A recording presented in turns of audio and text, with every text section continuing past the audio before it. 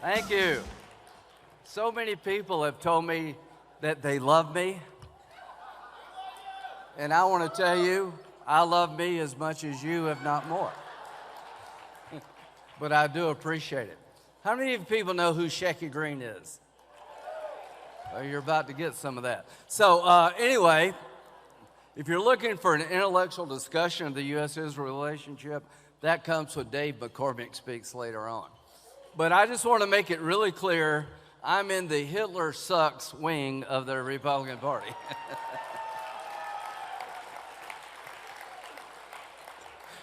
What is this Hitler shit? I don't know. Anyway, here's what I do know. You can sit in a basement with weird people and say weird things. It's a free country, right? But if you ever run for office as a Republican and you embrace this weird shit, we're going to beat your brains out.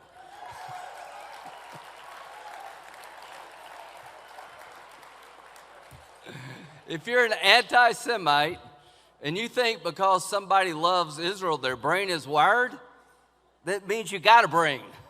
Nothing wrong with your brain. We will meet you on the battlefield of political discourse, and we will beat you politically.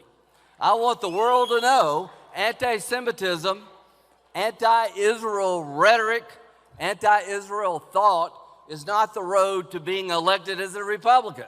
You will lose. So now we got that out of the way. Speaking of great friends of American Israel, your new ambassador, Ambassador Leiter, is a great man. You're doing a good job. After Ron Dermer, the bar was low, you jumped over it. So he lost his son in Gaza, and God bless you and your family. You're just a great, great man. Ron Dermer, how many of you think Ron Dermer would be a great prime minister one day? I'm giving the first shekel to your campaign. But I want Bibi to hear I said one day, because if he thinks you're going to run soon, you're going to be ambassador to Gaza. So what's life going to be like without Ron Dermer at the helm? I can't even envision that. But I can say this, he'll never go away. In all seriousness, of all the people who've ever served the Jewish state, from generals to prime ministers to people of every stripe, no one has done a better job than you, Ron. Nobody. No general. No prime minister. Nobody has fought harder for the Jewish state, more consistently for the Jewish state than Ron Dermer. Nobody. And every great Jewish person comes from Miami Beach, so I like your chances. So Halloween with Jewish people in Las Vegas is scary to some, but I'm enjoying the hell out of it. So I've been asked 1,000 times about this crazy interview. I keep telling people, we're good. Our party is good, right, Dave? We're real good. You know, somebody said, how hard is it to stand up for the Jewish state? In South Carolina, not so hard. We figured out at Israel's, if you ask me, you go to college, and you ask me a question, why do we spend so much money on Israel, and don't you think they get us involved in problems, and blah, blah, blah, I would say you need to pick up a history book. And we have no better friend than the state of Israel. Everybody who wants to destroy the Jewish state wants to kill us too. I've been to Israel a bunch. No one has yet said death to America while I've been there. They want to buy me a beer, but nobody says death to America. All the terrorists you're killing, Ron, is one less terrorist that can get here. Common values and common enemies.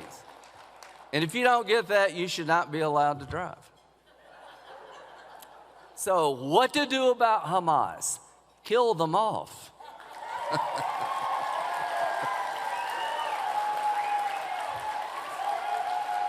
Kill them off. You know why I don't have a pet tiger? There is no such thing as a pet tiger. Remember Siegfried and Roy? We're down to Siegfried. So they had the tigers, and they loved the tigers, and apparently the tigers they thought loved them. They had Cleo, their favorite tiger. He lived at the house. They were teaching him to drive. And one night, for some unknown reason, he ate Roy. He's a tiger. Hamas is dedicated to the destruction of the Jewish state. They're dedicated to killing everybody that disagrees with them religiously in their own faith, and they're never going to change. So let's get on with it. Let's make sure they can't survive and come back and do October the 7th. Now, I'm glad we got the hostages back. God bless that deal. I'm glad we got a ceasefire, but I'm worried that Hamas is not going to play the game the way we thought they would. If you're shocked they're shooting people in the streets, you missed a lot what they did before they got the ceasefire. I just think give Israel some time, but there'll come a point, Ron, where we got to just end this thing. There is no path forward in the Mideast as long as Hamas is around. Get them out. Hezbollah. I've never felt more hopeful about Lebanon. We got a Christian president in Lebanon. We got a Sunni prime minister. And half the Shiites in Lebanon want Hezbollah to disarm. Man, we got an opportunity here, but you got to be strong, right? So let's finish Hamas off one way or the other. Let's go to Lebanon and give Hezbollah an offer they can't refuse, and get back to normalizing with Saudi Arabia and leave Iran in the dustbin of history. We can do all that. Speaking of Donald Trump, he said, hey, so he's a great president. If you don't believe me, just ask him.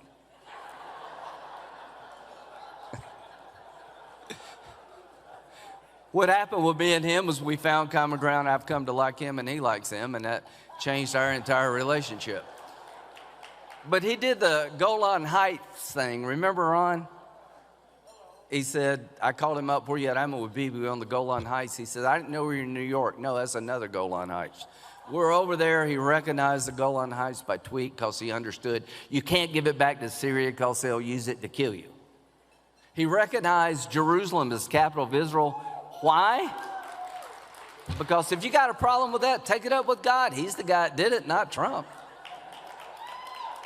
So I just want to say, I feel good about the Republican Party. I feel good about where we're going as a nation. We're killing all the right people and we're cutting your taxes.